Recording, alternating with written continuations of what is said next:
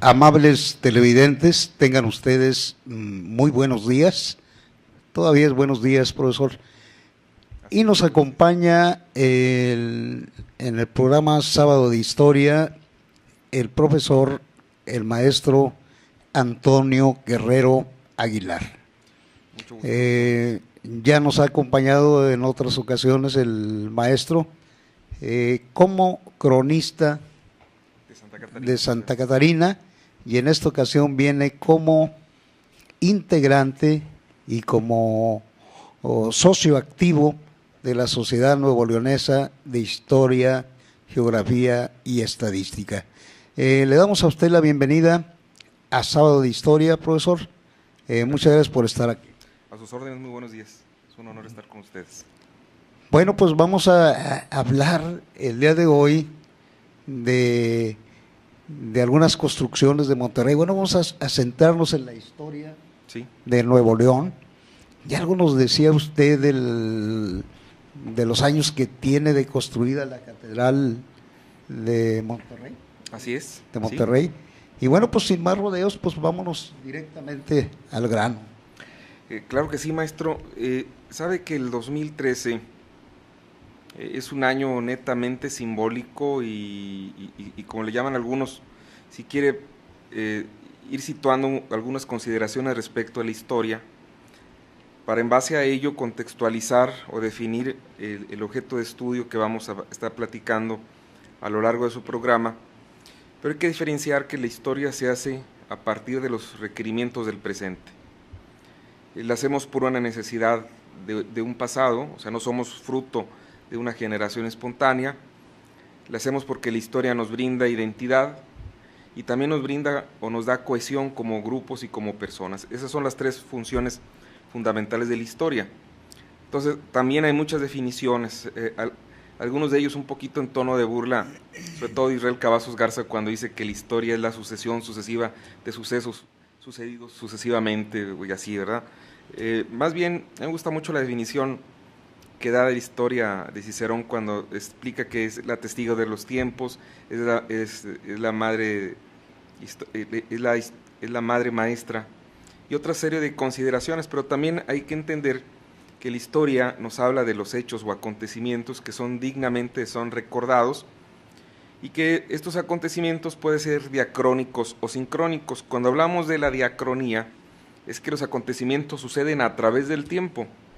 Por ejemplo, en una línea de tiempo usted sitúa un antes y un después. Ponga, por ejemplo, desde el 2000 hasta el 2013.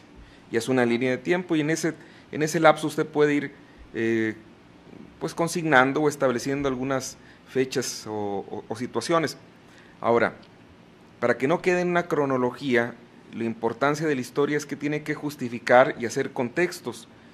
Y cuando hablamos de justificar tenemos que plantear las causas. Los acontecimientos no se hacen nada más porque se dieron, sino hay algo que lo respalda, algo que lo ocasionó, y hay consecuencias que se generan o se dan a partir de un hecho histórico.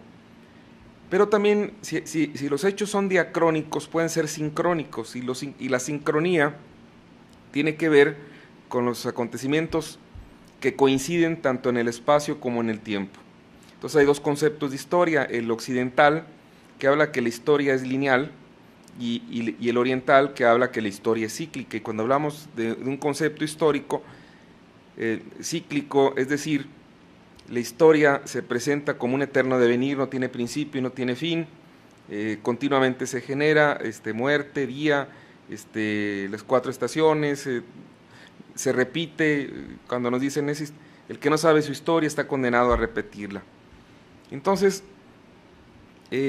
nosotros, sobre todo los mexicanos y los latinoamericanos, que tenemos un poco de ambas líneas, una historia oriental muy basada en la cultura ancestral de los pueblos indígenas como afroafricanos que llegaron a trabajar a las minas o a las plantaciones de caña, pero también otra parte ibérica que tenemos a través de los españoles, portugueses, italianos y demás.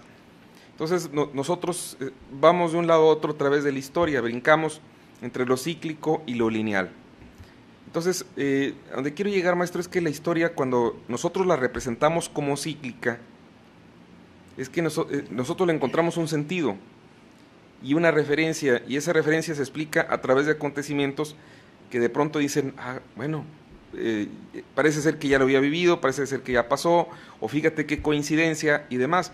Entonces el año del 2013 es netamente sincrónico porque ocurren y suceden muchas conmemoraciones y sucesos y fechas históricas que son dignamente ser recordadas.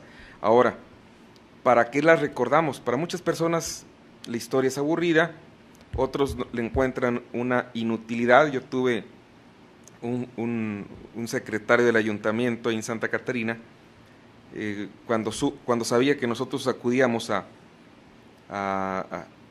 hacer actividades cívicas por Coahuila y por Nuevo León, y le decía, es que voy a ir a conmemorar la batalla de Santa Isabel o de Santa Gertrudis, y voy a ir a conmemorar la entrada triunfal de Madero hace 100 años por Piedras Negras a Torreón. Me dice un día Arturo Cavazos, a quien le mando un cordial saludo, que ustedes los historiadores les gusta mucho ir y rendirle pleitesía hasta donde se le ponchó la llanta a Benito Juárez. No, fíjese qué comparación de Arturo. Pero esto ¿qué es, maestro? ¿Es ignorancia? ¿Es desconocimiento del tema? Yo creo que es desconocimiento, falta de apreciación o de valoración de la historia. Porque si usted va a Estados Unidos, a ellos les fascina colocar las marcas históricas en los lugares donde no hay nada, y dice, en este lugar hubo un pueblito, en este lugar se enfrentaron comanches y apaches contra miembros de la caballería de los Estados Unidos, en este lugar, y todo eso da referencia, y la persona al ver esa marca histórica comienza a construir un proceso de identidad, obviamente, se refleja a sí mismo, lo reconoce, se apropia, y es cuando la historia adquiere un sentido. Cuando nos dicen a los historiadores que si somos, cuando una persona es muy buena para fechas y nombres, dice, mira qué inteligente es, este tiene tintes de historiador. No, la historia es más que simples fechas, nombres y datos. Yo creo que el historiador, bueno, trabaja con fuentes, justifica el pasado, lo explica, lo plantea a través de requerimientos del presente, y sí, la historia tiene ciencias auxiliares, como por ejemplo la cronología, incluso también parte de la educación cívica. Usted recuerda, en nuestros tiempos nosotros aprendimos historia de México a través de las asambleas escolares, y de cómo de pronto tuvimos un proyecto educativo sexenal en tiempos de señor Carlos Salinas de Gortari, y luego siendo secretario de Educación Pública Ernesto Zedillo, cuando empiezan a quitar fechas, porque decían que posiblemente no habían sido como nos las presentaban, fueron manipuladas, o que de a tiro el mexicano era tan fiestero y en consecuencia debían de quitarla, porque teníamos fiestas todos los meses, y además tenían que fortalecer el calendario escolar a 200 días. Entonces, ahora yo veo que al muchacho no le importa, no le interesa. Yo creo, en mis tiempos, cuando yo estudiaba... ¿Pero es producto de esa tendencia, ¿no? Posiblemente, especialmente cuando se dan cuenta, maestro, de que la memoria, la identidad, la reflexión hacia el pasado, hacia lo que somos, hacia lo que fuimos, como que estorba. En base a un proyecto, si usted quiere, vamos a hablar del complot, como decía cierto personaje, que no quiero señalar su nombre, pero la persona que conoce o sabe su historia como que puede ser un poquito, hasta cierto punto, peligrosa, porque ya no le cuentan las cosas, o ya no lo hacen tonto, ya no es tan ingenuo, y además ese contexto lo usa para sí, y lo hace presente, y lo empieza a desarrollar, y vive en el pasado. Eso es lo bonito de la historia. De ahí que también, por ejemplo, la historia tenga un pasado, tenga un sentido mítico a través de Clio, una de las musas, cuando se dice que Zeus se enamoró de Nemosín, que era la memoria, y que a través de 7 o 9 noches fue procreando a las musas, que son las que rigen el pensamiento y demás, a través de todas sus acciones o de todas sus manifestaciones. Entonces el movimiento, la danza, el teatro, la poesía, la astronomía, y la musa de la historia, la que rige el movimiento, como las relaciones entre las cosas, es Clio, es la musa de la historia.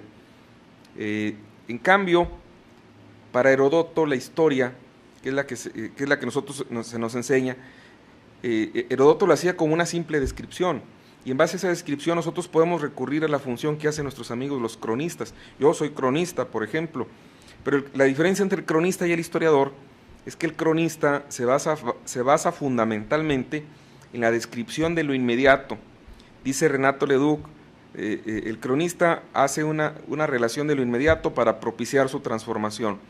En este caso, ustedes los periodistas son cronistas y son los que nos suministran información para que el historiador, la diferencia, ya no trabaja en un pasado inmediato, sino trabaja en un pasado mediato o muy atrás, y para ello el historiador tiene que recurrir a fuentes. Nosotros los historiadores trabajamos con fuentes primarias o fuentes secundarias, fuentes directas o fuentes indirectas. Vamos a los archivos y el cronista no, con una grabadora va y entrevista y saca información y dice, pues aquí hubo una batalla, y la gente empieza a decir, pues dicen que aquí pasó Pancho Villa. Le voy a platicar una anécdota que tengo muy presente. Tengo un proyecto en Facebook por las redes sociales. Entonces alguien hablaba hace poco de que ahí en el DIF de Santa Catarina, nomás para que vea la función de la crónica con la historia, dicen que cierto alcalde se dio cuenta o alguien le advirtió de que en las instalaciones del DIF, donde estaban los columpios, se empezaban a mover solos, se aparecían sombras, había ruidos y demás. Entonces alguien le dice, oiga, están ocurriendo cosas en ese sitio. Y estaba marcado por un árbol de un aguacate. Entonces un día les dijeron a toda la gente del DIF, sálganse, y se fueron.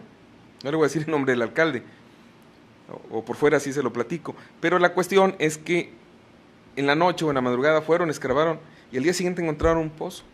Entonces ahí mismo empieza la tradición oral, fundamental para la crónica como para la antropología sociocultural, porque nos habla de creencias o sentidos de una persona, de un pueblo. Empiezan a decir, no, es que encontraron un tesoro, y es que ya no supieron de él, o es que fulano de tal ya dejó de trabajar, es que de pronto fulano de tal ya traía un carro, etcétera. Entonces, en base a esos testimonios uno puede construir la historia. Pero yo como historiador, si alguien me dice, bueno, es que encontraron un tesoro, bueno, hay un documento, había un derrotero, había otra manifestación, había una relación, como le dicen, no. Entonces ahí se estipula tanto una cosa como la otra. Ya que contextualizamos el estudio de la historia, ahora sí me gustaría pasar al año del 2013, y que también nos lleva, maestro, a replantear una necesidad. La Comisión para los Festejos del Bicentenario como el Centenario, de la Independencia como la Revolución Mexicana, se quedaron cortos al señalar solamente el 2010 como el año fundamental para conmemorar, recordar y festejar la mexicanidad. Entonces decía la comisión que debían ver los hechos o revisar los hechos fundamentales de la historia, actualizarlos y conocer su identidad o los factores que nos dan identidad en base a ellos. Se acaba el 2010 y hasta ahí se quedó, tequería. Ya no supimos. Es más, si usted se fija, solamente hicieron festejos en septiembre del 2010. Ya para noviembre estaban muy diluidos. Como que ya no les gustó, ya no quisieron. En Nuevo León nos ocurre hace 3 años el problema de las tormentas tropicales del Alex.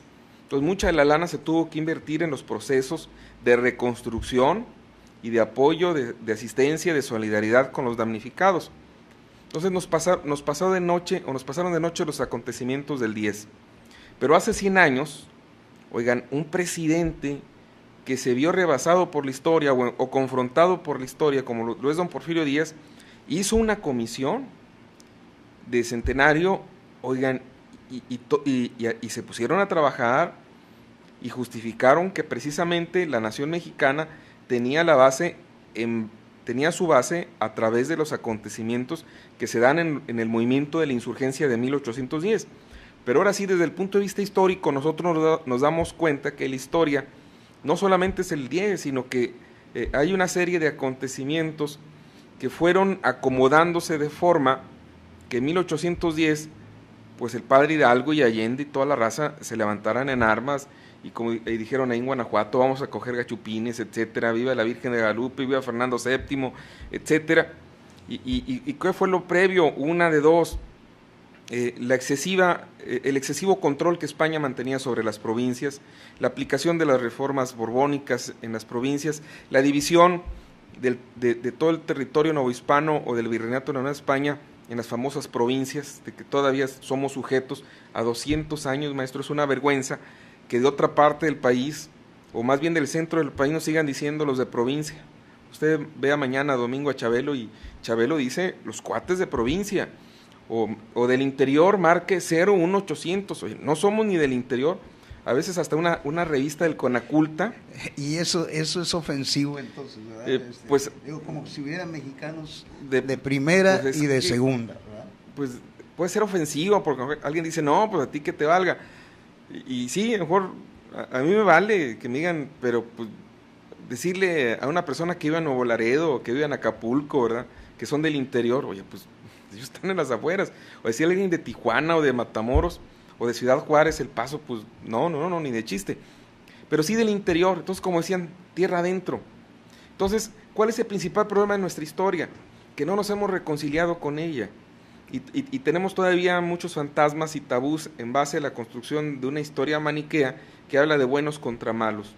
Y los buenos son los que nos da el Panteón Liberal a partir de las leyes de reforma, porque les encargan a los literatos, no a los historiadores o intelectuales, que hagan una historia en la cual se justifique la mexicanidad a partir de acontecimientos que nos beneficien.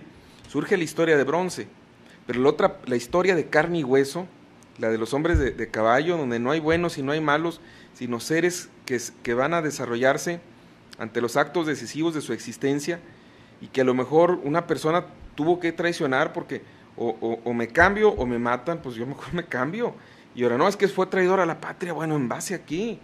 Yo como historiador no puedo evaluar los acontecimientos porque ya ocurrieron, maestro, pero sí como historiador debo entender qué fue lo que provocó que Vidaurri o que Santana o que Hernán Cortés o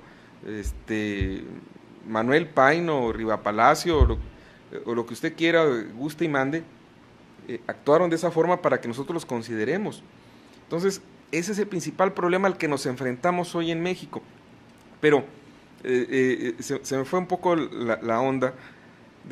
Lo que quería explicarle, maestro, es que los acontecimientos del Bicentenario empezaron en el 2010 y terminan hasta el 2021. ¿Por qué? Porque tanto la independencia como la revolución. La independencia sabemos que se promulga el 27 de septiembre de 1821. Aquí, fíjese, eso fue en la Ciudad de México. ¿Sabe usted que el 4 de julio de 1821, Gaspar Antonio López, que vino para quitarle el control de las provincias militar de las provincias internas de Oriente a don Francisco de Arredondo, con el batallón fijo del regimiento de Veracruz, se van a la Cuesta de los Muertos y proclaman la independencia de las provincias internas de Oriente en un lugar que ahorita está prácticamente abandonado, porque está la autopista, porque está Casablanca abandonada, porque está Rinconada, allá Rinconada, y se nos olvida que en ese punto dijeron, a partir de hoy todos los pueblos tienen que promulgar su independencia. Entonces, el día 5 de julio de 1821, dice el Cabildo de Santa Catarina, el de Lampazos, el de Cadereyta, oigan, somos independientes, hicieron fiesta. Y no, nosotros, ¿qué fiesta hicimos? Nada. Alguien dice, no, es que no es otra función, lo pasado, pasado, bueno, y luego, ¿qué? Todo momento es yo creo que todo momento es una posibilidad de reflexionar en base a nuestra existencia y obtener una enseñanza en función a los acontecimientos que nosotros vivimos. Solo de esa manera vamos a enfrentar el presente y el futuro se nos va a hacer menos pesado en estos ambientes tan complicados, maestro, de complicaciones de trabajo, de carestía, de inseguridad y de quién sabe cuántas zonas más. Entonces nos brinda algo de certidumbre, porque si otras personas, y nosotros lo vemos, el nuevo leonés, el coahuilense o el tamaulipeco y todo mexicano debió enfrentar durante 300, 400 años, si no eran contra los apaches, comanches, lipanes o ejércitos invasores y demás, y de todos salimos adelante. Y ahora no, parece ser que la gente vive agüitada, apesadumbrada, agachando, como dice la canción, agachando arrastrando la cobija y ensuciando el apellido, los ojos así, no vemos lo bonito. A ver, profe, que se nos presenta la vida, bueno.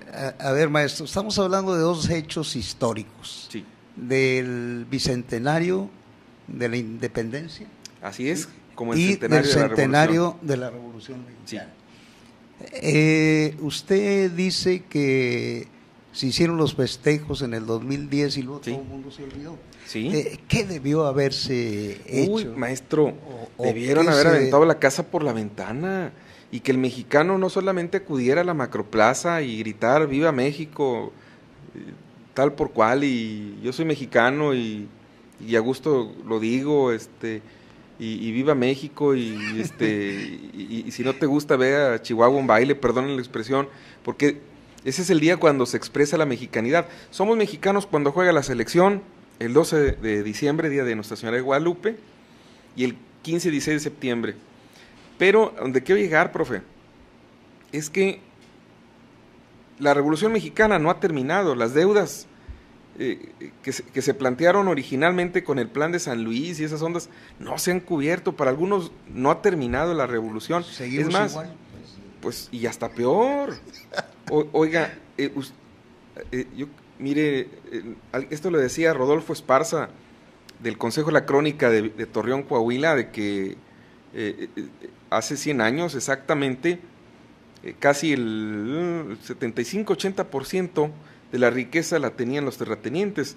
Hoy la tienen el 90-95% de los terratenientes. Está distribuido en una pirámide de 25-30 dinastías, que son los que están allá arriba y aparecen en la revista Forbes, y son los que controlan y manifiestan y mangonean, manipulan, y el resto de los ciudadanos de a pie somos los que padecemos y nos agüitamos, y tenemos que levantar la cara y decir, bueno,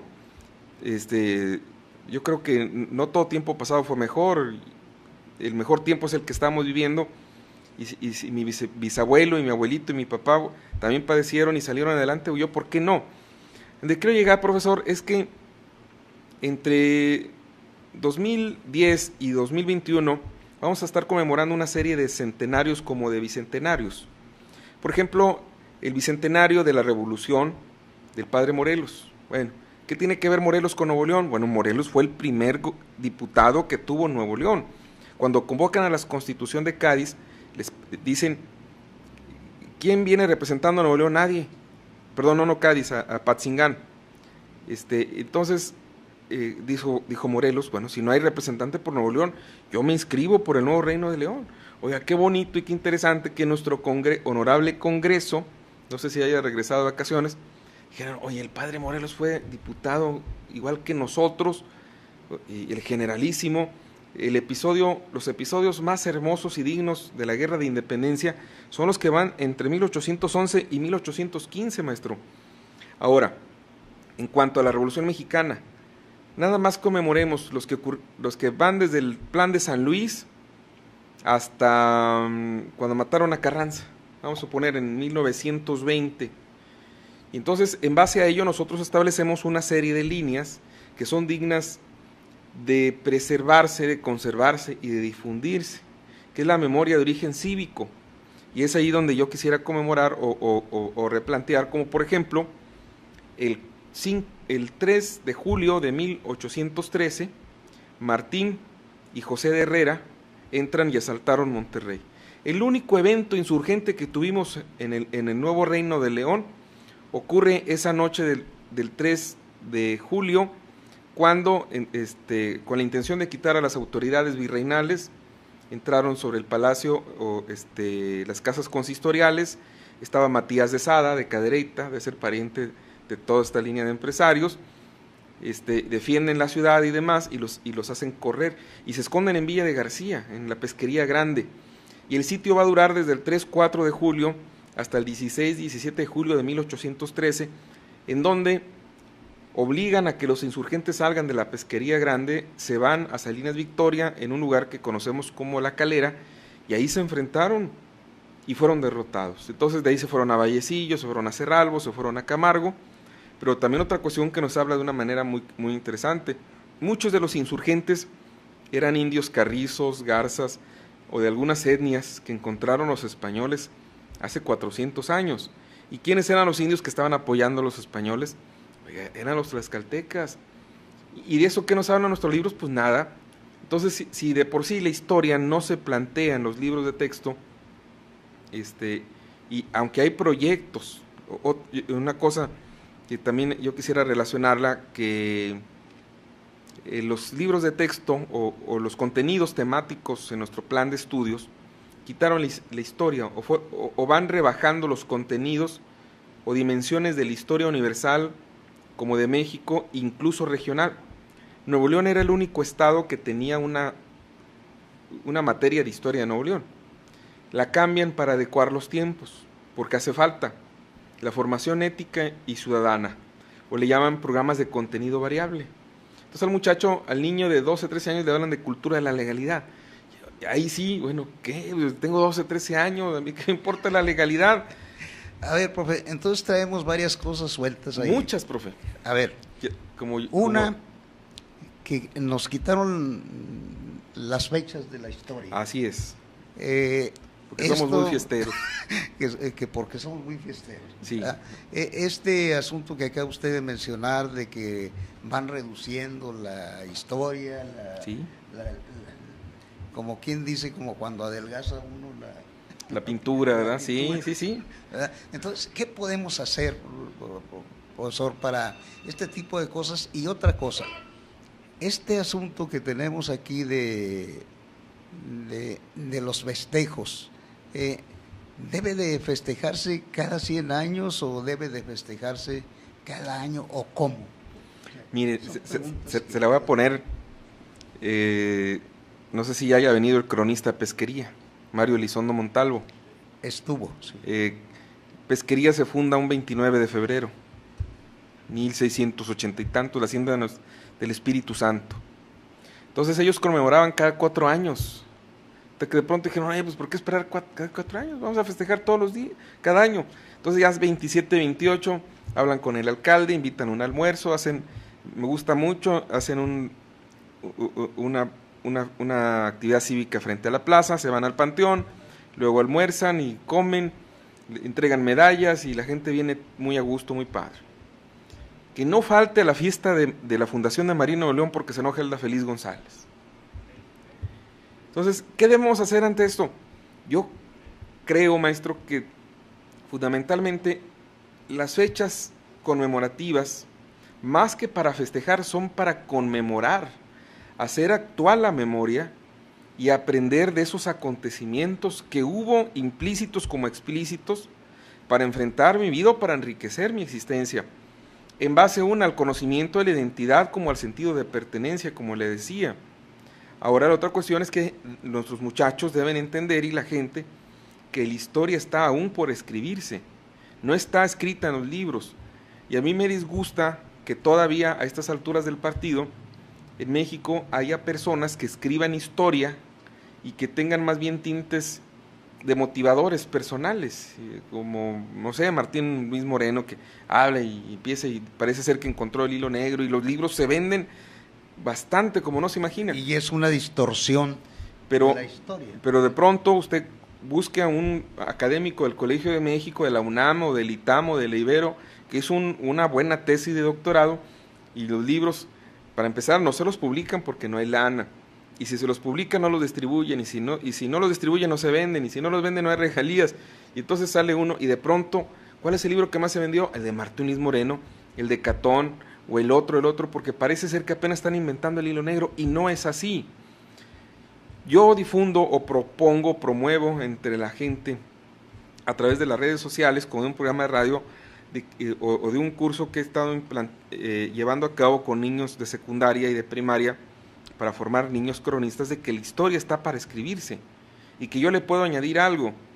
Entonces basta con que yo diga, bueno, es el 15 de septiembre, no es el 15, es el 16, ¿y por qué pasa el 15? Bueno, pues porque a lo mejor el 15 cumplía años doña Dolores Tostada de López de Santana, la esposa, usted sabe que quién manda en la casa, pues la señora, ¿verdad?, la vieja. Entonces le hacían fiesta en Palacio Nacional, y entonces congregaban a la gente, les daban huevos con harina y se aventaban y los mezclaban con agua y hacían su relajo y medio, y de pronto llega Porfirio Díaz y cumple años también el 15, pero fue el 16, entonces ¿por qué el día 15? Yo no me imagino al alcalde levantándose a las 4 de la mañana para dar el grito. ya ni los quieren dar, maestro. Es inaudito, lo cancelan. No, es que la inseguridad, y luego, ¿cuál inseguridad? Inseguridad siempre ha habido. No, es que nos advirtieron, es que nos pidieron, no es que, o si no, bueno, hay que hacer fiesta también, porque somos fiesteros, pero también que no se olvide, si al baile van 10,000 personas y a una conferencia van 30, ya fregamos, porque esos 30, si son de 30 familias, ya son 300 y más lo que conocen, y se va a quedar o se va a llevar algo. Y si, por ejemplo, en la contratación de un grupazo musical de moda se les va 80, 90 mil pesos, oigan, por 80, 90 mil pesos pueden publicar un librito, una monografía, a lo mejor no se benefician los 10,000 que van a un baile, pero a lo mejor esos 1,000 libros se pueden distribuir perfectamente en niños que pueden replicar. Yo me he encontrado, como menciono, en base a estas cuestiones, la gente le interesa, le gusta, y tiene que ser muy visual y muy sencilla, muy sintética, es el acontecimiento, y que también y que no solamente tenga que ver esa cuestión de como la fecha o acontecimiento o el ser humano, sino que hay otros más tan importantes. Mire, nosotros tenemos un caso en Santa Catarina, va a estar vigente. Usted sabe que desde el año pasado les dio por construir puentes en Díaz Ordaz, tanto en Corregidora como en 20 de noviembre, que es la entrada a la fama. Ya se echaron el de Corregidora. Estaba una escultura de Rafael Calzada que se llamaba El Surgimiento, que formaba parte de la ruta del arte, del acero y del cemento. Se le echaron, bueno. Pero ya tenemos una joroba muy bonita, bien padre. Por desconocimiento. Por desconocimiento. Pues, ¿qué les va? Profesor, cuando hicieron Díaz Ordaz, ustedes recordar... Y no hubo queja ahí elevada de los historiadores. Es que podemos hacerlo, pero les vale, profe. Les vale. Sí, porque alguien decía, por ejemplo, la casa que era de Isaac Garza, que estaba en la colonia Nuevo Pueblo. Isaac Garza, hay una calle, no hay que confundirlo con el papá de Eugenio Garza Sada, el industrial. Isaac Garza Martínez era una persona que tenía una cantina y ahí acudían los franceses, los suavos y los que estuvieron durante el imperio de Maximiliano en 1864 y les daba licor y mezcal y ya borracho les quitaba las armas. Entonces, cuando se dan cuenta, van y lo fusilan en la Plaza del Roble, a un lado del Templo del Roble. Estaba la casa ahí muy bonita. Y hubo el anterior delegado del Centro INA Nuevo León, Javier Sánchez García, el Beni, no, que vamos a hacer un museo de sitio. No, es que ese sitio lo compró no sé quién y van a hacer la Arena Solidaridad. No, pues a mí no me importa tener un museo en una arena, y más, dicen que la lucha libre es lo único serio en México. Pues, ¿cómo voy a mezclar la historia con la certeza de la lucha libre? No, pero es que esa historia, bueno, está bien, vamos a respetar la casa. Ese lugar tan bonito, profe, ahí, en una placita, no sé cómo se llaman las calles, 2 de abril o por ahí. Entonces, donde quiero llegar es que de pronto en una madrugada, un camión en un reversazo, se acabó la casa, pero vamos a poner la placa. Y la pusieron y el último se perdió por completo. Nosotros como historiadores, en la Sociedad Neolonesa de Historia y Geografía Estadística, dijo una ocasión nuestro amigo César Lucio Coronado, oigan, este museo vino Salinas y estaba Sócrates de gobernador y pusieron una placa. ¿Dónde está la placa? No, pues ahí está escondida, que la saquen, sí. Bueno, hubo punto de acuerdo. Tú, señor presidente, le vas a decir a Eliseo Garza Salinas o Carmen Junco, no recuerdo quién era, de que la placa esté en un lugar visible. Sí, está bueno, ¿eh? Y ahí se quedó la placa. ¿Dónde está? Pues allá adentro. Nomás la ven ellos, los que tienen la tarjetita para entrar y salir, los que laboran ahí. ¿Para ellos qué significa? Pues nada, es algo decorativo. Pero para la gente que visita el museo, decir, oye, hubo una ocasión que Salinas, que Cedillo siendo secretario de Educación Pública, que Sócrates Rizo siendo gobernador del estado, etcétera, etcétera, vinieron e inauguraron un museo porque quisieron descentralizar la parte de la historia mexicana de ahí de la Ciudad de México, o cuando dicen ahí de Mesoamérica. Entonces fue un buen proyecto y que de pronto usted, acuérdese que se dieron cuenta que los terrenos habían sido vendidos y estaban siendo subastados en Nueva York, y ahí afortunadamente hubo raza como el Maseco, que le entraron y pagaron, y ahora es patrimonio y sigue siendo patrimonio de los meloneses, y la gente le gusta y lo visita, y lo que hace Elvira Ramos y Alejandro Morales y Eliseo Garza Salinas y Felipe Ibarra, de ser una historia movida, la historia de la bicicleta. Oye, y van todos y hacen, vamos a hacer una carrera de bicicletas, en honor porque tenemos a la bicicleta, y trajeron a las momias. Oye, pero es un museo, ¿cómo vamos a traer las momias? Bueno, las que no puedan ir a Guanajuato, y en base a ello podemos ir aprendiendo técnicas de momificación, leyendas de las momias. O sea, se puede hacer una... trajeron a Pedro Infante, y entonces de pronto ahí se oía el chiflidito de la chorreada, ¿verdad? Y alguien se ponía a cantarla. Entonces, es algo que acerca a la persona a la historia, y que no tiene por qué rehuirle, y no necesariamente tiene por qué ser aburrida. A mí, cuando una persona dice, uy, qué aburrido esa historia, no sabes lo que dices. Para empezar, ya te cerraste. No saben lo que dice, ¿no? Vamos a seguir hablando de historia. Vamos a un corte, maestro. Ándele, aquí estamos. Amables televidentes, regresamos. Tenemos todavía una hora para seguir hablando de historia.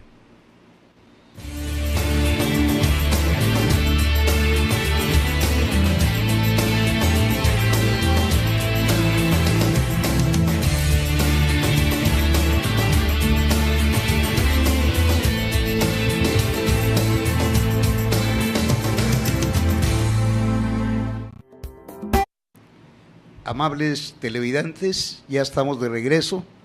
Después de esta introducción amplísima que ha hecho el maestro Antonio Guerrero Aguilar, donde hemos comentado las barbaridades que se han cometido con lugares históricos, con la eliminación de fechas históricas, con todos los absurdos que se han presentado en la historia.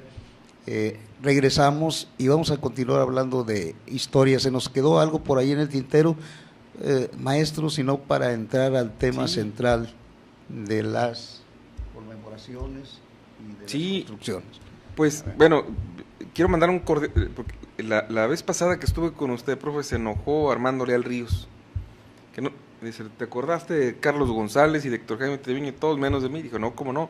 Sí hablamos algo de pasadita, del señor cronista de Linares. Siento aquí entre paréntesis que Armando debe estar reunido con un grupo de historiadores y nos deben de estar hablando, nos deben estar viendo, que luego suelen hablar a lo largo del programa. Si está la línea abierta y disponemos de ella, que es creo que el 19 67 63 63, pueden marcar, y aquí a lo mejor puede saludar. Que esta gente, maestro, tiene pues toda la semana tienen festejos, ¿verdad? Los historiadores y los cronistas. Los miércoles van a la lengua viperina, y luego se van con Juan Alanís, y luego en la tarde café con historia, y los sábados un día le toca a la Sociedad de Historia, otro le toca a los cronistas, otro le toca al Colegio de Cronistas e Historiadores. Ahorita a estas horas está la competencia, no, ya terminó Miriam de León y el programa Orgullosamente Bárbaros en Radio Nuevo León.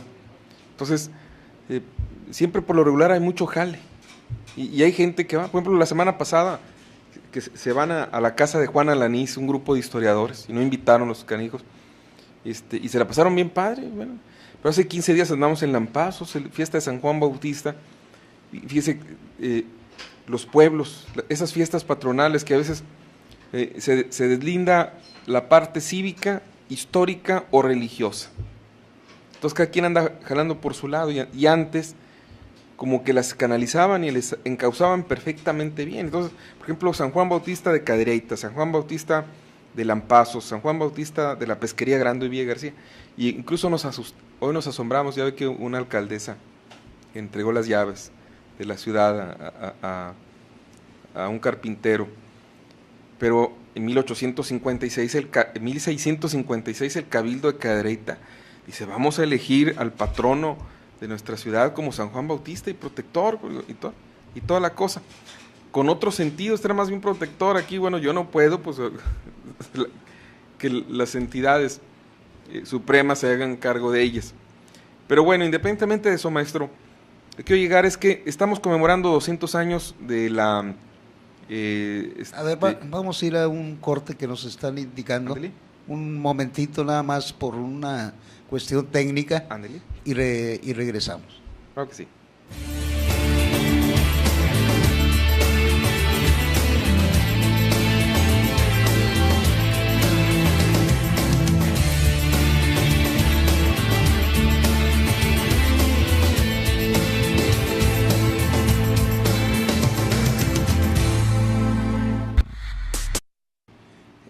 Ya regresamos con el maestro Antonio Guerrero Aguilar. Estamos en el programa Sábado de Historia y después de esta interrupción involuntaria, pues le seguimos maestro. Estábamos hablando, precisamente ya habíamos entrado en materia Sí. sobre lo que estamos tratando. Adelante, por favor. Sí, dicen que los acontecimientos para conmemorarse, profe, tienen que darse en 0 o en 5, fundamentalmente. Aunque a veces, bueno, pueden ser en 6, 27, 28. Yo creo que toda fecha, como lo menciono, es digna para recordarse. Entonces, estamos hablando, por ejemplo, de 180 años de la construcción de la Catedral Metropolitana Nuestra Señora de Monterrey, que nos refiere a una historia muy interesante. En primera instancia, en 1596 se funda con Diego de Montemayor, donde actualmente están los Ojos de Agua de Santa Lucía, entre Escobedo, 5 y 15 de mayo, Zaragoza, más o menos en ese cuadro. Llovió en 1604 y la ciudad o el pueblito quedó devastado. Otra vez llovió en 1611, no hemos aprendido las lluvias. Y eso obliga a que construyan o se haga una traza urbana en un lugar más alto. Entonces eligieron donde está actualmente la Plaza Zaragoza y empiezan a construir las casas consistoriales que empiezan a desarrollarse propiamente cuando llega Martín de Zavala en 1626, pero hacia 1646 comienza a construirse el templo parroquial y uno le añadieron, otros le quitaron las paredes. El caso es que para 1780 y tantos iba ya muy avanzado, participa como maestro de obras, hay que resaltar el nombre, José de Montalvo, que era un mulato libre, y que cayó del 1782 y murió de un andamio, y además se casó con una señora de mucha lana aquí de Monterrey, que no conviene señalar porque bueno, hay tantas familias y demás, pero para 1800 ya estaba construido y empiezan a ponerle la cúpula y demás, pero ¿cuándo empieza a usarse como catedral? En 1833. El 4 de julio de 1833, el señor José de Jesús María Belaunzarán y Ureña, sexto obispo de Linares, Monterrey, consagra la catedral como tal. ¿Por qué? Porque la catedral original, el señor Ambrosio de Llanos y Valdés, pretendieron hacer una nueva traza por el sitio donde actualmente nosotros estamos, que es Treviño, Izá Garza y Juárez. Entonces iba a estar la catedral, un convento de las capuchinas, un nuevo hospital, donde está ahorita el colegio civil. El señor Ambrosio de Llanos y Valdés trajo un constructor francés llamado Jean Cruzet, y entonces le empiezan a pagar mucho, y dice el Cabildo de Monterrey, como también el gobernador del Nuevo Reino de León, que era excesivo lo que le estaban pagando. Fíjense, todavía en obras, ¿verdad?, cuando empiezan a pagar mucho y demás, nunca ha cambiado. Entonces interrumpen la obra, además por los problemas que tenía Francia contra España, sobre todo por posesión de la Luisiana.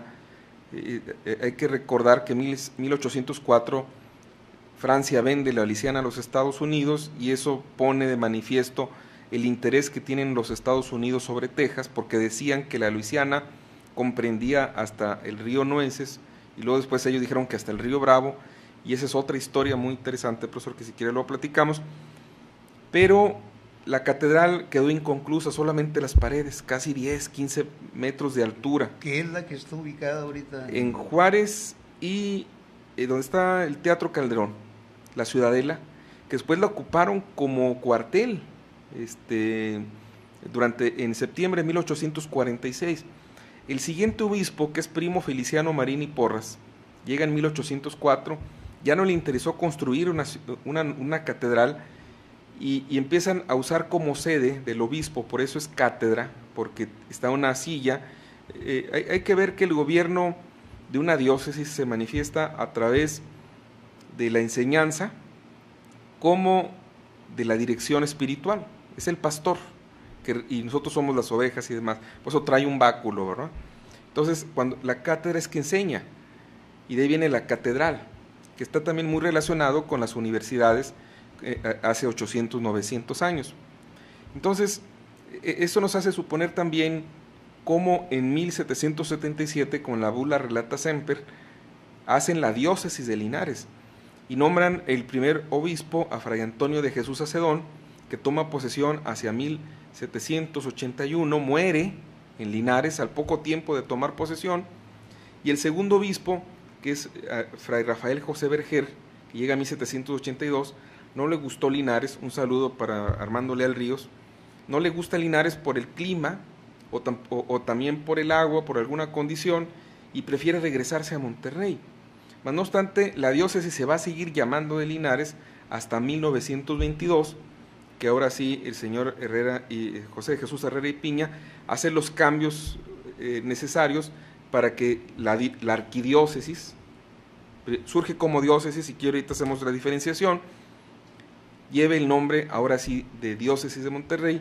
Y en 1961 el Papa Juan XXIII recupera la titularidad de la diócesis de Linares en la sede que le fue prevista en 1777, y que también como fruto de las previo a las reformas borbónicas y demás, una diócesis le permitía adelanto sobre todo en materia espiritual, en materia de salud, en materia educativa, pero también quiénes eran los que cobraban o mantenían el control de los recursos a través de capellanías y recursos y demás, pues eran las diócesis, eran los sacerdotes.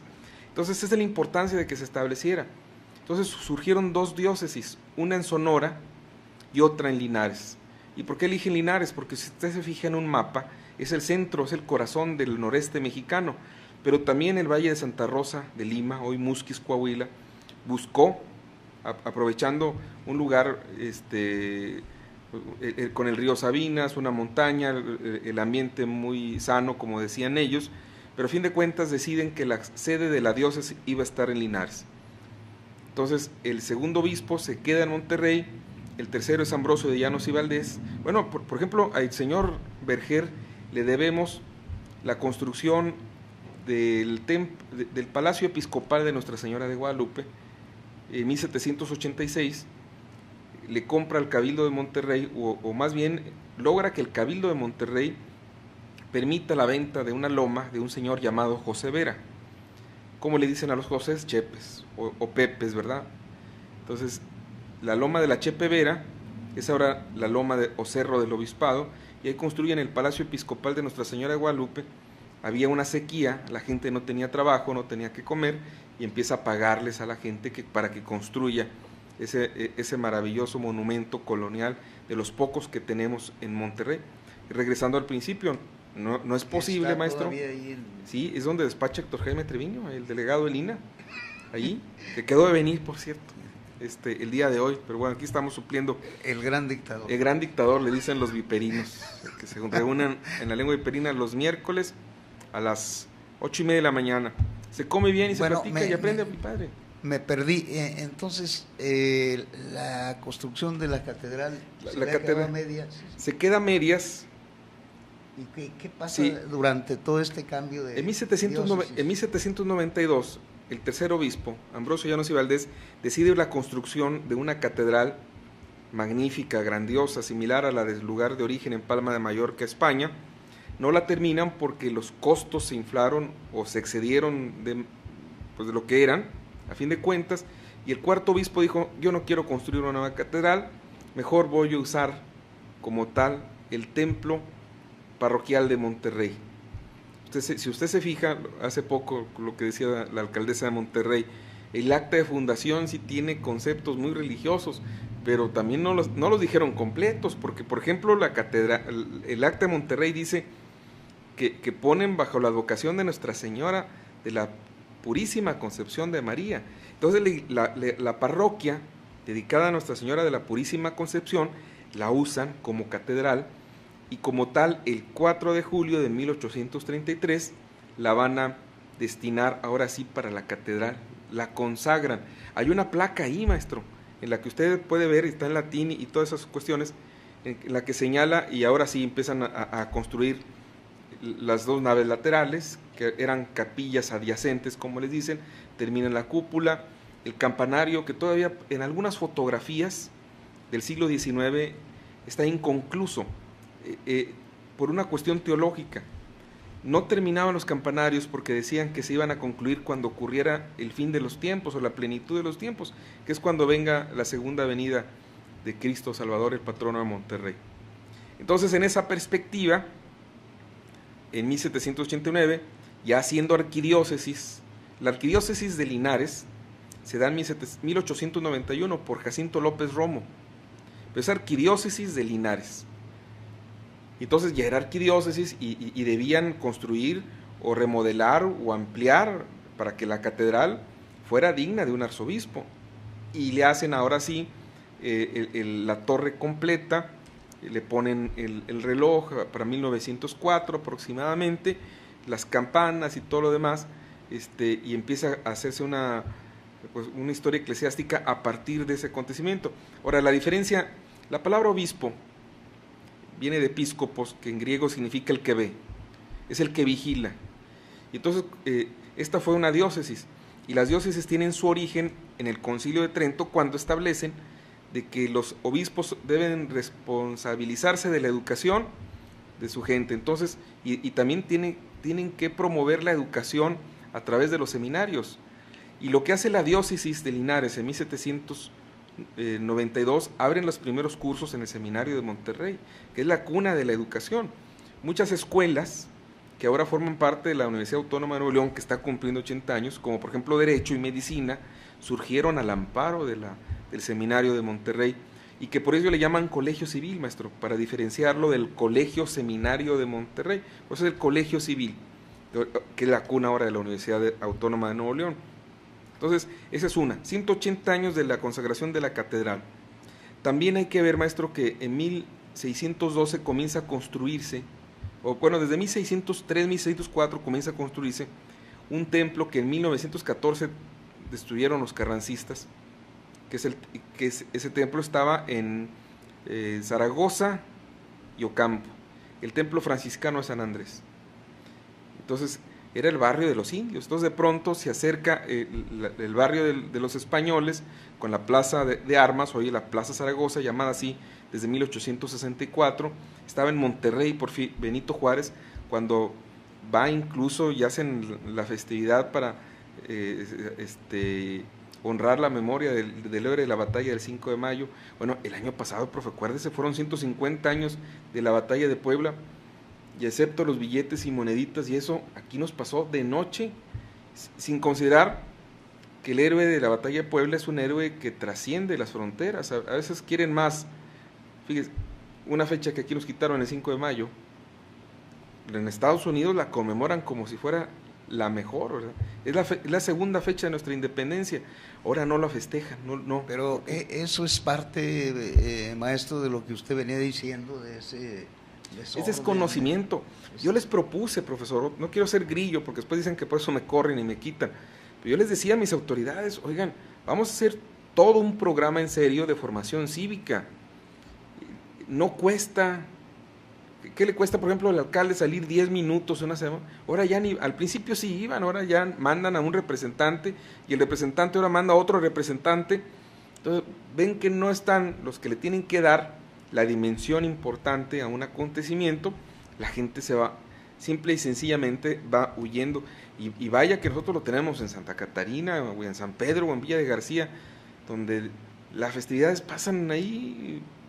Y no debe ser así, maestro. Yo quisiera ponerle un ejemplo de la ignorancia que hay a veces en los pueblos, pero bueno, Monterrey no es un pueblo, pero yo viví mucho tiempo allí en Viesca, Coahuila, y era el secretario particular del presidente municipal, y era un campesino de Guaraches que para hacerlo que diera el grito de independencia, me acuerdo, por lo que dijo usted ahorita, que decía, ándele don Merced, se llamaba don Merced Ramírez, ándele, tiene que darle el grito, dijo, déle usted, o sea, ahí se veía la ignorancia, ¿verdad?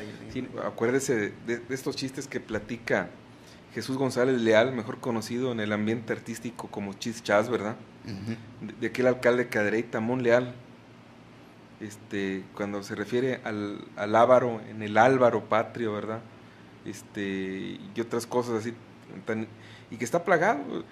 No sé si estuvo Napoleón Nevares aquí con usted, pero habla de que una ocasión para solucionar un problema y elegir al candidato a la alcaldía, pues no sabían quién. Entonces vinieron y le preguntaron, creo que a Rangel Frías, y Rangel Frías les dijo, pues viejo sabio, ¿verdad? Colmilludo, pues elijan al más idóneo. Pues ellos pensaron que era Macedonio González, ¿verdad? Dijo el más idóneo, no es Macedonio, pues dijo el gobernador, pues dijo el gobernador que tú, pues bueno, pues soy yo. Y a veces cuánta gente no llega así de chiripa. Y vaya, eso lo menciona usted en Coahuila. Yo lo he visto, profesor, que hay una identidad y una promoción y una difusión en Coahuila de una manera interesantísima hacia nuestra historia. Y ellos mismos lo dicen, las conmemoraciones apenas están comenzando. Aquí ya las terminaron. ¿Qué hicieron? La estela, bueno, en la Ciudad de México la estela de luz, que ya resultó ser inoperante, no sé cuántas ondas.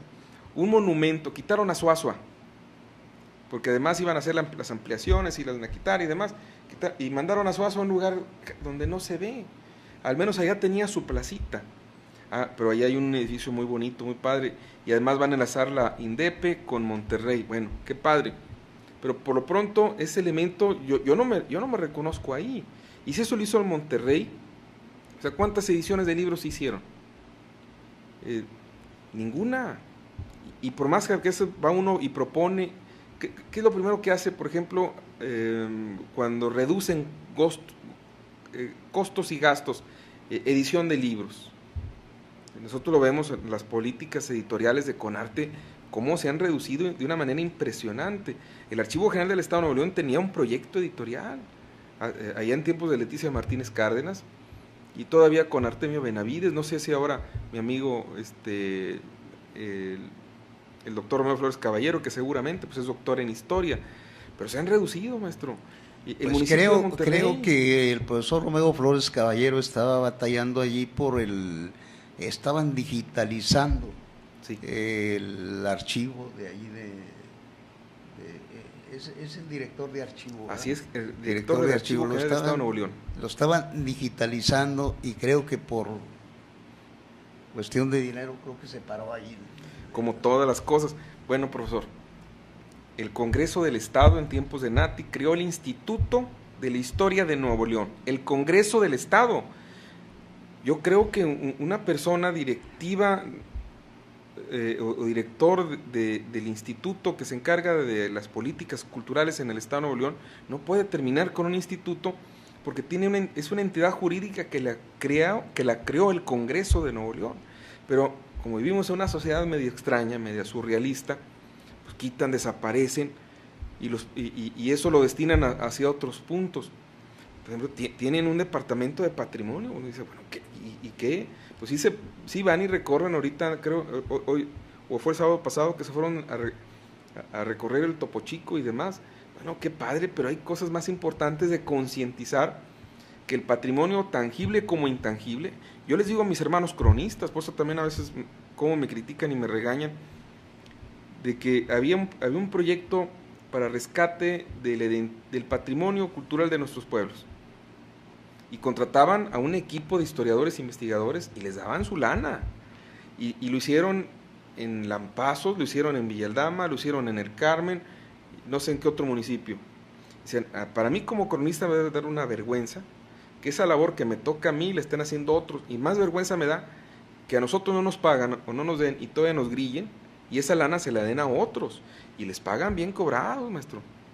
Hay un proyecto editorial que lamentablemente hizo una casa editorial muy grande, de un medio de comunicación, sí les pagaban a los cronistas, pero después empiezan las trabas. Yo por ejemplo, no participé, porque con cronista de Santa Catarina vas a hacer 10 cuartillas. De pronto veo que otro municipio eran 20 o 30, oye, Santa Catarina no es más, pero tampoco es menos. Y en ese contexto, ¿quién define? No, es que Monterrey es la capital. Bueno, se entiende Monterrey, pues sí, es de aquí surgió todo. Pero cuando empiezan a decir, no, es que tú 10 porque el otro y otros 15 y demás, no, ni de chiste. Y luego, ¿Por qué desapareció eso del Congreso del... no lo sabemos, maestro. Eso lo discutieron mucho en la lengua hiperina. Oye, ¿cómo van a desaparecer un instituto de la historia de Nuevo León? ¿Y lo desaparecieron? Lo desaparecieron por completo porque ya no había recursos para mantenerlo. Y una labor editorial, bueno, pon un director, pon una secretaria, y lo que te vas a gastar en, por ejemplo, en pagarles los sueldos y salarios a los investigadores, pues mejor hazlo calabaceado. A lo mejor hacía falta hasta un libro, profe. A lo mejor hacía falta un diputado historiador ahí. Y los hubo, profe, y los hubo. Y ya no hay. En este caso, pues bueno, acuérdese que el presidente del Honorable Congreso fue Jorge Lanís, de la fama Santa Catarina, de la lengua hiperina, del grupo compañero historiador y compañero cronista honorario y toda la cosa, y ahí andaban, pero a veces ellos saben o platican, es más, pues hasta Polo, o el mismo Armando Leal, es gente que tiene muchos amigos y están muy bien relacionados. Me dice Armando Leal Ríos otra vez, le mando un cordial saludo, porque dice que no me acuerdo de él. A mí, por ejemplo, me quitaron un cronista, yo iba y les decía al alcalde, ¿saben qué? Vayan, etcétera, ¿para qué? Y ellos no, o sea, son más políticos. Oye, ¿por qué no pones un cronista? De otra manera, es que debemos ser combativos, profe. Por eso cuando dicen que es que no somos profetas en nuestra tierra, no, sí somos, porque tenemos que denunciar lo que están descomponiendo, porque después van a salir con que a Chuchita la bolsearon. Cuesta trabajo. A mí, incluso hasta mi hermano me dijo, un día que iban a tumbar una casa. Recuerde, el patrimonio puede ser tangible como intangible. Lo tangible es lo que se ve, y es histórico, y pertenece al Instituto Nacional de Antropología e Historia cuando va del siglo XIX para atrás. Y ya de 1900 a 1950 creo que se encarga el Instituto Nacional de Bellas Artes.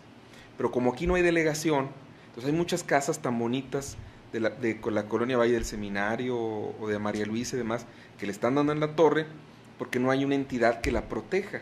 Ahora, lo dice muy bien Héctor Jaime y estamos de acuerdo con él, son entidades meramente regulatorias, o sea, no hay lana para reconstruir. ¿Cuánta lana? Imagínense, él mismo se queja, ¿cuánto le entregan a ellos como delegación del Centro INA Nuevo León por el obispado? Y en cualquier promoción y difusión de Nuevo León siempre ponen al obispado. ¿Cuánto le dan a ellos? Nada. Pero de pronto sí nos damos cuenta que ponen banderas y ponen un carrusel, y van y siembran árboles. Oye, podemos poner otra cosa acá más bonita, pues se nos está cayendo la cúpula o se está cuarteando la fachada, no solamente la de ahí, sino 2 años cerrado el Museo de Lampazos, maestro, échese esa. Nosotros tenemos en Santa Catarina el primer museo de historia, que ahora es el Monumento Morazán, dañado, golpeado y prácticamente abandonado. Las fábricas pioneras de la industrialización en Nuevo León se están quemando solas. No las están quemando. Es que hace mucho calor y se queman solas. Profe, vamos a ir a un corte, vamos a seguir hablando de las barbaridades que se han hecho con monumentos históricos, con documentos históricos también si quieren. Y bueno, con una serie de cosas. ¿Cómo arreglar todo este asunto? Se lo diremos ahorita que regresemos en un minuto.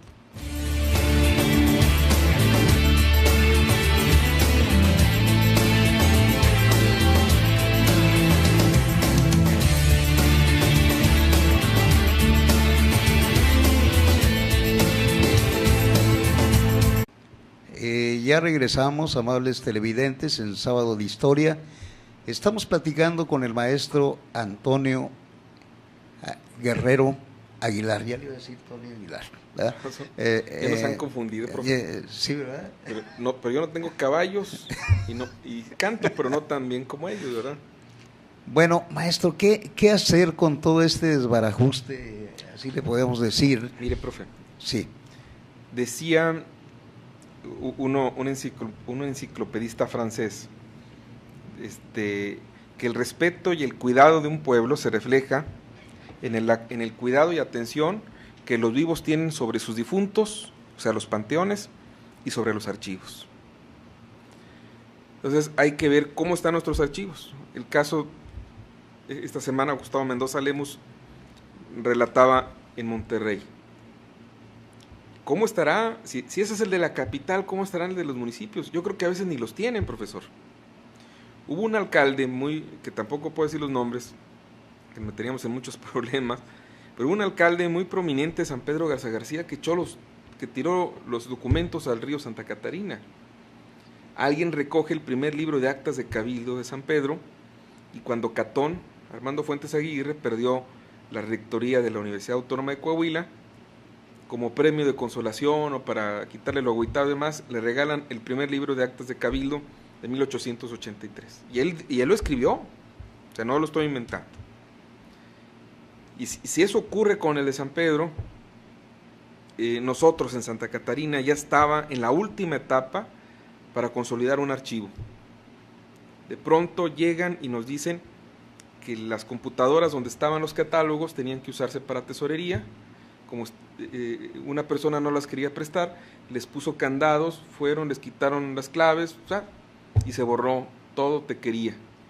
Entonces me dicen ahora, queremos que haga los catálogos, con mucho gusto, nomás que pues, oigan, pues ya no tenemos la vista de hace 20, 25 años, ya estamos medio cegatones, o estoy, no voy a pensar mal, pero al menos conseguí la parte colonial, bueno, ahí está. No se diga los municipios, no desconozco. En García sí lo tienen bien, en Ramones, oiga, da vergüenza. Va a Reynosa, y Reynosa tiene perfectamente el archivo. Usted va a Saltillo, va al Archivo General de Coahuila, ya con Lucas Martínez. Dicen que las comparaciones son odiosas, pero ¿cómo ilustran?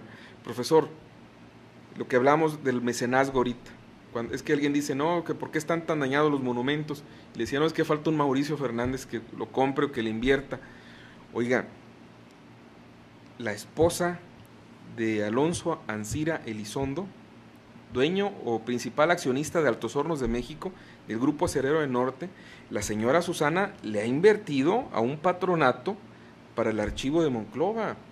Y no solamente Monclova, lo están haciendo en Sierra Mojada, lo están haciendo en Hércules, lo están haciendo en Musquis, pero es iniciativa de la señora Irma Elizondo de Altava, prima hermana de don Alonso Ancira, y la señora Susana.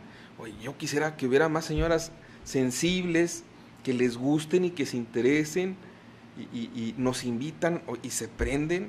Aquí no, hay un mercado de arte, incluso alguien dice que Monterrey es paso de venta de obra de arte entre Sudamérica o Centroamérica o México con respecto a Estados Unidos, pero para esas ondas sí hay muchos recursos. Recuérdese, y me da mucha tristeza ahora con los par viales, que todo lo que el señor exgobernador Nati González Parás invirtió para la ruta del acero y del cemento, ahora pues ya no se puedan apreciar y que incluso estén a punto de colapsarse, perdón, porque lo que están haciendo sobre Constitución y Morones Prieto, muchas de ellas, o que venga una agüita de unas 24 horas seguidas, se van a llevar La Ventana y se van a llevar una obra de Matías Goeritz, y así, o la otra dice, no, es que son edificios o monumentos feos. El caso tan patético en Santa Catarina, otra vez, profe, pues me dicen que me odian, pero yo los quiero mucho, Zamora Apache. Pintaron la puerta a Monterrey de color naranja. No, es que dicen que hubo un miembro prominente, un empresario muy prominente que tiene una empresa de pinturas en el poniente de Santa Catarina, donó, y que esa es la pintura idónea para que no se oxide y que no haya broncas y demás. Oye, pero es que qué bueno, sí, qué padre, está bien justificado y lo entiendo, pero Sebastián, en 1985, cuando inauguraron la escultura, dijeron, es roja porque representa la entrega, el coraje, el sacrificio, el aguante de los noveloneses. Oye, qué padre, entonces es rojo, oxidado. ¿Y cuánto tiempo? Ahora no, usted viene de Saltillo y la ve naranja, profe. Se me afigura que son de esos piezas de juguete de plástico que venden en los mercados los fines de semana. Así tan fea está.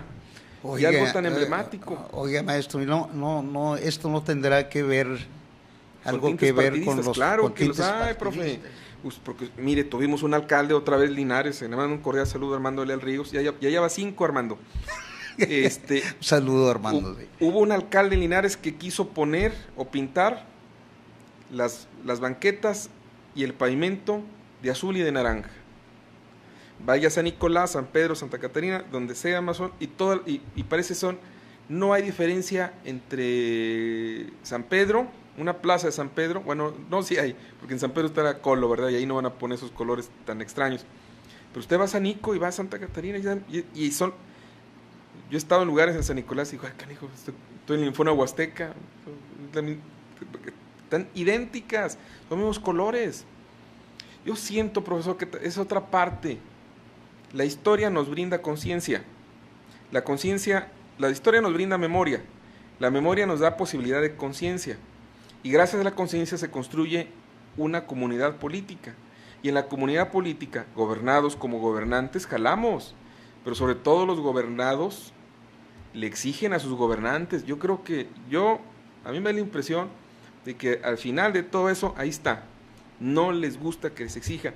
Y lo vemos, profe, en los comerciales. Es que tú tienes que exigir, sí, pero no me dejan que les exija. Y si les exijo, me regañan, o me corren, o me cortan. ¿Y ahí no hay algún castigo por haber pintado la ventana de Monterrey? El Consejo Estatal Electoral, o el Instituto Federal Electoral, o el TRIFE, o la raza que intervenga y definir. Hay plataformas políticas, partidistas, que impulsan a los cabildos o al alcalde a buscar un cargo de elección popular, pero ya estando arriba debe olvidarse, porque pues a lo mejor ganó con 40,000 votos, pero debe olvidarse de que hay otros 20,000 que votaron por otro partido, y entonces no solamente debe gobernar para los suyos, tiene que olvidarse de colores, pero sobre todo, profesor, la política cultural, educativa, tiene que estar completamente al margen de una actividad partidista.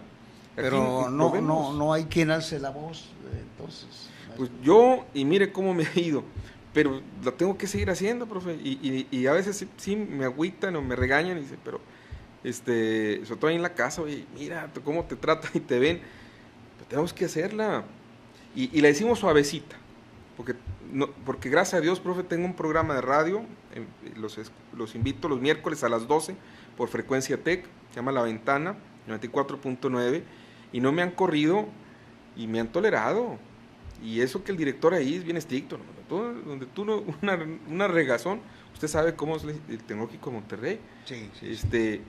Y estamos hasta ahorita, tengo una hora, lo que yo publico. Mire, si yo empiezo a derramar amargura, ya no me invitan, profe. Entonces, yo creo que debemos exigir, es un derecho para empezar, fundamental, pero también a lo mejor ser un poco más diplomáticos o más tranquilos a la forma. A mis funcionarios no les gustaba que les dijera que no daban color, pues es que precisamente no dan color. Y cuando uno dice no dan color o no te cayó el 20, es que no permiten que trabajes o que colabores, pero sí, y es que deben entender que como parte fundamental y sustancial de la historia, ahora nosotros lo vimos, por ejemplo, dicen que el archivo de Monterrey está en malas condiciones. Invitan a Israel Cavazos, a Carlos González Rodríguez del colegio, a Pepe Reséndiz de la Sociedad de Historia, a Tina Lozano de Villarreal, cronista, y yo estaba Armando, no te vimos ahí, tenemos que estar exigiendo, no, es que yo no pude porque fui a la graduación de los cronistas, pues sí, qué padre que ir, pero que no nos metan más goles, profe, y estar ahí en esos momentos. ¿Y cómo explicar entonces, maestro, los garbanzos de a libra ahí que de repente se han resuelto? Me refiero yo al municipio de Bustamante, Nuevo León, donde colocaron allí San Miguel Arcángel. San Miguel Arcángel, sí. Y bueno, ya con un alcalde que llegó del PRI, reivindicó eso y colocó en otra parte, pero digo, como que son garbanzos de a libra, ¿no? Sí, es que de veras, profe, yo lo entiendo, el nombre original es San Miguel de la Nueva Tlaxcala, y San Miguel es el patrón original, pero los atrios de las plazas estaban delimitados a través de las bardas, y a veces, y a mí me consta, en un documento en 1830 y tantos, exigían que el templo pusiera una barda, porque como no había barda, decían que no sabían dónde comenzaba el panteón de Bustamante con la plaza principal. Entonces, aplicando en ese ejemplo, pues se llama San Miguel Arcángel, y está ese templo tan bonito donde se venera al Señor de Tlaxcala, pues ponlo ahí enfrente, pero vienes y lo pones en la plaza. Frente a la presidencia municipal. Mire, pero también está la otra, hace 15 días, 3 semanas andamos en Lampazos, frente al templo de San Juan Bautista estaba Benito. Pero también se nos olvida, Benito Juárez fue seminarista y aquí bautizó a su hijo y tomaba chocolate con los seminaristas, y los seminaristas se aprestaron, son los niños héroes regiomontanos, profe. Todos los alumnos del seminario pidieron permiso al padre rector de salir para pelear en contra de los gringos. Entre ellos iba a Zaragoza, pero como estaba muy huerquito, no, tú no porque estás muy chico, pero los seminaristas le entraron, no sé si a los moquetazos o no, pero al menos existe la referencia, y eso lo puede dar la gente, nuestros amigos del grupo La Batalla de Monterrey, cuando dicen, bueno, no es la batalla, no es héroes del 47, es héroes del 46, y si hay niños héroes, pues también hay unos niños héroes que eran seminaristas y que le atoraron y que participaron. A mí me encanta, por ejemplo, no se lo dije hace rato, el nombre del programa de Monterrey de las Montañas, me recordó al poema de Alfonso Reyes, Monterrey de las Montañas, que vas a la par del río, no sé por qué llevo tu nombre tan pegado al mío, ¿verdad? Y que, bueno, nosotros tenemos que sentirnos muy orgullosos de Bernardo Reyes, como de tantos y tantos personajes ilustres que le han dado lustre, pues son ilustres a nuestra ciudad, a nuestros municipios, a nuestro estado y al noreste mexicano, y ver en conjunto. Y también lo otro, porque ya casi entender que antes de ser nuevoleoneses somos mexicanos, pero los que hacemos viva la promesa estudiantil que todos los lunes los huercos en las primarias y secundarias y jardines de niños recitan, somos los historiadores, porque se prometo ser más mexicano, más nuevoleonés, y debo conocer más la historia. Pero ¿dónde está la historia, profe? Es una disciplina que no les gusta, olvidada, rezagada, mal planteada, y como le menciono, se puede enseñar mucha historia a partir de distintas etapas, y yo lo veo ahora, que he ido a buscar ayuda o voy a escuelas y les digo, denme chance de dar una conferencia. No, porque es que ahorita los contenidos no se prestan a que es una conferencia sobre historia, porque es que están tan ensimismados en cumplir el calendario escolar que no permiten intromisión. O sea, no, mira, tenemos un tema para ver historia de Nuevo León allá como por octubre, noviembre. Entonces, recuerdo que antes había esa posibilidad, no bueno, tanto esa exigencia. Y sin embargo, creo que la sociedad nuevoleonesa de historia, geografía y estadística y los cronistas ¿sí? están haciendo sinergia con la Universidad Autónoma de Nuevo León, llevando a los cronistas, llevando a los historiadores a explicarles a los alumnos los hechos históricos para que no se distorsionen, y creo que ha tenido... No, yo felicito, me regañan porque le digo Chuy, pero pues así se llama, Chuy Anser, que estaba en una conferencia y cuando dije un saludo a Chuy Anser, ¿por qué dice Chuy? Pues es Chuy Anser, no somos amigos, pero yo lo respeto mucho, porque él ha entendido que la universidad, para convertirse así como punta de lanza en la internacionalización, o la institución de vanguardia para construir la sociedad del conocimiento, dice la UNESCO, que una sociedad del conocimiento se justifica a través de la producción de saberes locales. ¿Qué es un saber local, profe? Es la investigación y el conocimiento de nuestra historia. Y el rector lo entendió perfectamente bien. Son los únicos que publican. Ahora, este convenio que hizo, yo fui secretario de Fernando Vázquez Alanís cuando Dicen que un día iba corriendo hacia la Facultad de Derecho, es profesor ahí, y que vio la rectoría, dijo, y se metió, y fue y llegó hasta la oficina del secretario general o del señor rector, y les propuso, oye, pues vamos a hacer un ciclo de conferencias, yo tengo los historiadores, ustedes tienen las escuelas, y vamos, ¿sí? Firmaron, nos tomamos la foto, hubo canapés, vinito, cocas, vimos edecanes, nos la pasamos muy padre, y ahí, y lo llevó con tanto éxito y atino don Arturo Delgado Moya, que también manda un cordial saludo, y ahora Pepe Reséndiz. Pero nosotros nos pone un auditorio como con 80, 90 huercos. Oiga, y para que los huercos estén ahí calladitos, y luego están enlazadas las veintitantas prepas. Lo hacen mis amigos de la Sociedad de Historia Reynosa. Yo formo parte de la Sociedad de Historia Reynosa. La semana pasada fui a darles una plática. Oigan, las conferencias las graban y las suben a internet. Y como están enfrente, allá en McAllen, Edinburgh y todo el Valle de Texas, me dijeron, una conferencia que dice sobre Texas tiene 6,000 visitas. A la fregada. 6,000, y es considerable, profe. Y aquí no le quisieron aceptar. Entonces, y aquí cuando he dado apenas 9 conferencias en lo que va el año, y una conferencia ya la han visto 6,000 personas, al menos allá en el Valle de Texas o en el norte de Tamaulipas. Entonces, ¿qué está pasando entonces, profesor? ¿Hay como que hay la intención de sepultar la historia o qué está sucediendo? Yo me acuerdo que en el sexenio de Natividad González Parás, cada lunes los cronistas de Nuevo León iban y hablaban allí y llevaban escuelas y las movilizaban. Es que con Lázaro... Llevaban bandas de guerra y todo. Y fíjese, los antecedentes de Lázaro Salazar, porque yo veía a Lázaro y me acordaba de la canción Lo voy a dividir, o me acordaba de Lázaro y Globito. O la batalla del 5 de mayo. Recién firmado el convenio de Soledad. Sí, profe. Oiga, y Lázaro, ¿cómo jaló bien?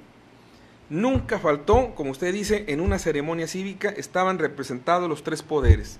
Iba un diputado, iba un delegado, iba un magistrado, y bien padre. Y todo eso se acabó. Y estaba el ejército. Oiga, a mí me encantaba. Están en Palacio, digo, ahí me sentía nuevoleonés de veras. El regio.com cubrió todos esos eventos, maestro. Hermosos, profe, pero cayeron en desgracia. Empieza la definición, ¿cómo se va a llamar? No, es que no va a ser Dirección de Acción Cívica, no es que va a ser actividades, no, es que quién sabe qué, y empiezan, y están jalando, pero ya no con la intensidad. Y si digo que están jalando, a nosotros nos lo ofrecieron, profe, cuando la Asociación Estatal de Cronistas cumplió 25 años, Carlos González Brambila, director de Acción Cívica del Gobierno del Estado, el güero, hijo del cronista de San Pedro. Yo los muchachos de Carlos González los veo como hijos, porque 3 muchachas de ellos fueron mis alumnas. Entonces, Carlos no, pero Carlos nos dijo, oigan, ahora para el 6 de mayo, para el 5 de mayo, vamos a publicar un libro. Todos dijeron, sí, pero ya como estaba yo entregando la presidencia de la Asociación Estatal de Cronistas, pues se olvidó. Entonces, ¿quién sabe? Oye, ¿dónde quedó el libro?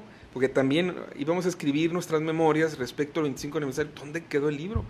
Entonces, hubo proyectos que se interrumpieron, a lo mejor por ese lapso de entrega-recepción, y viene otro y ya no damos seguimiento y demás. Pero es que falta algo, y es la paradoja, porque repito, el libro de Catón como de Martín Luis Moreno son bestsellers. En cambio, un libro... Pero están noveladas. Pero en cambio, un libro de mi amigo, porque así lo considero, Soberón, Pedro, ¿cómo se llama? Que ha escrito mucho sobre Pedro Salmerón Sanginés, que ha escrito mucho sobre la Revolución Mexicana, y que está bien justificada, es una obra excelente, ¿no? Casi no se vende. Pero tampoco Pedro Salmerón no es más ni no es menos que ellos, porque también hay que entender, y me gusta a mí cómo habla Catón. Tan es así que Catón va a dar una conferencia y cobra, y lo invitan y cobra bien, no sé cuánto, pero yo quiero suponer que cobran bien. Nosotros ni regalando las conferencias las quieren. No, hombre, yo gratis, es que necesito justificarme como cronista ahora que caí en la desgracia. No, es que ahorita no, muchas gracias. Lamentablemente, maestro, ha sido muy, se nos ha terminado el tiempo, ha sido muy agradable platicar con usted. Yo creo que concluimos que para contar la historia hay que saber cómo contarla y el profesor Antonio Guerrero Aguilar creo que tiene ese estilo. Muchas gracias, maestro. Un feliz sábado para todos y muchas gracias por acompañarnos. A sus órdenes.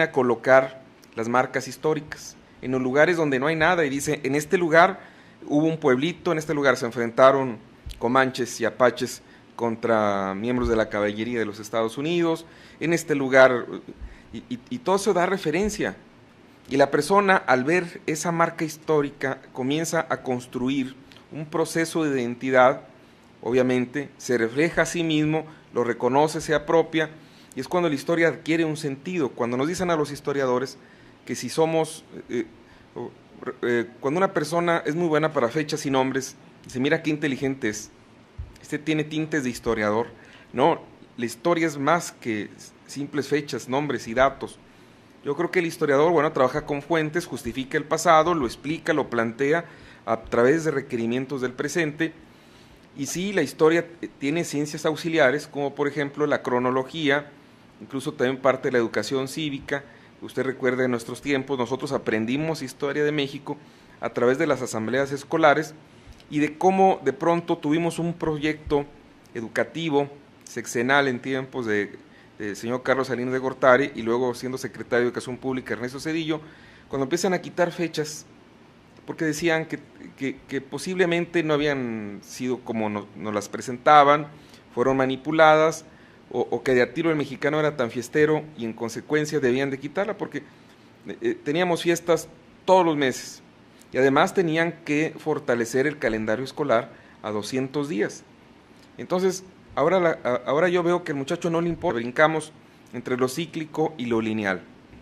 Entonces, a donde quiero llegar, maestro, es que la historia, cuando nosotros la representamos como cíclica, es que nosotros le encontramos un sentido y una referencia, y esa referencia se explica a través de acontecimientos que de pronto dicen, bueno, parece ser que ya lo había vivido, parece ser que ya pasó, o fíjate qué coincidencia y demás.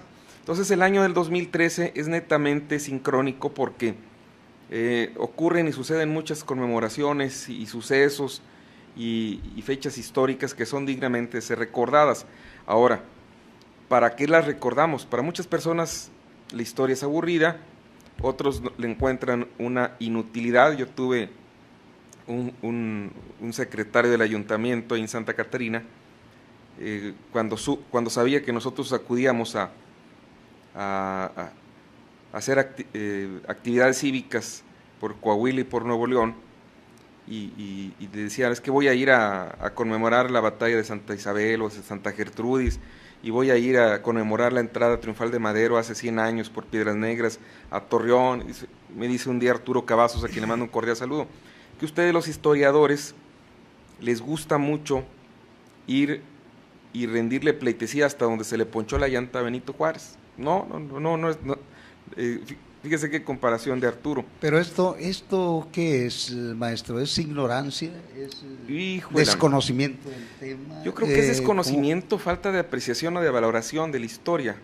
Porque si usted va a Estados Unidos, a ellos les fascina.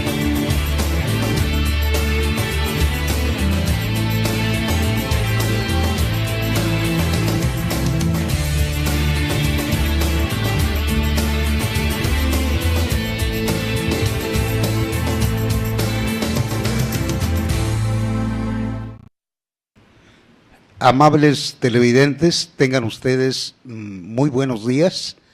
Todavía es buenos días, profesor.